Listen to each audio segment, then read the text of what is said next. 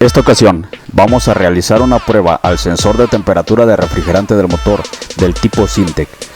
Esta prueba es para evaluar el funcionamiento correcto del sensor de temperatura, que reacciona a los cambios de temperatura del refrigerante a medida que el motor está encendido. Para realizar la prueba, vamos a conectar un canal del osciloscopio al circuito de señal del sensor de temperatura. Para esto, vamos a necesitar información de reparación del fabricante para poder identificar el circuito correcto. Es necesaria una buena conexión a tierra y podemos tomarla del negativo de batería. Iniciamos la prueba para ver datos en vivo. Encendemos el motor y dejamos que alcance su temperatura normal de funcionamiento. A medida que esto sucede, vemos que la forma de onda disminuye conforme se calienta el refrigerante del motor. Una vez que tengamos la captura en pantalla, pausamos el osciloscopio y apagamos el motor para analizar la forma de onda.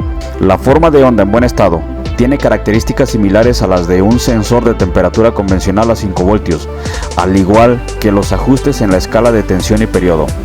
Este sensor también es de coeficiente de temperatura negativo. Esto quiere decir que el voltaje de salida disminuye conforme aumenta la temperatura.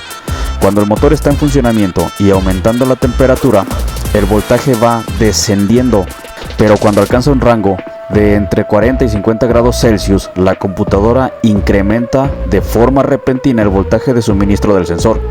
Después, el voltaje sigue cayendo a medida que aumenta la temperatura del refrigerante.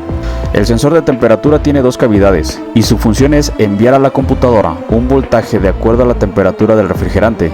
Esta señal es la que indica el calentamiento del motor, la entrega de combustible y el tiempo del ralentí.